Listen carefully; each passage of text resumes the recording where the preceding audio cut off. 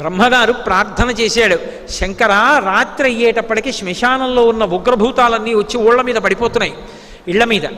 ఊళ్ళల్లో ఉన్న వాళ్ళకి భయం వేస్తోంది. అందుకని రాత్రిపూట వాటిని ఏమార్చడానికి మీరు శ్మశానంలో తాండవం చేయండి, మీ చుట్టూ కూర్చుని చూస్తాయని అడిగాడు. లోకుల్ని కాపాడడానికి అక్కడ శంకరుడు శ్మశానంలో ఉంటారని చెప్పి ప్రచారాలు చేసి నింద చేసే వాళ్ళందరికీ పాఠం చెప్పడానికి ఆయన 3 రోజులు కైలాసానికి వెళ్ళిపోతే వాళ్ళిళ్ళకే పెడతాయి ఇవన్నీ, అప్పుడు తెలిసి వస్తుంది. కాబట్టి నేను శ్మశాన భూముల యందు ఎందుకుంటాను అంటే అదిగో లోకులను కాపాడడానికి ఉంటాను. రెండవది ఎందుకుంటానో తెలుసా పార్వతి, ఒంట్లో ఓపికన్న నాళ్ళు అన్ని చోట్లకి వెడతాడు. ఏం తోచట్లేదు కాసేపు అలా శ్మశానానికి పోద్దాం ఏంటంటే అంటాడు, ఏమిటి ఎడన్నా ఎవడెళ్ళడు. కానీ ఇన్ని చోట్ల తిరిగి నాకు పెద్ద సర్కిల్ ఉందండి అంటాడు, నాకు వాళ్ళు తెలుసండి వీళ్ళు తెలుసండి అంటాడు.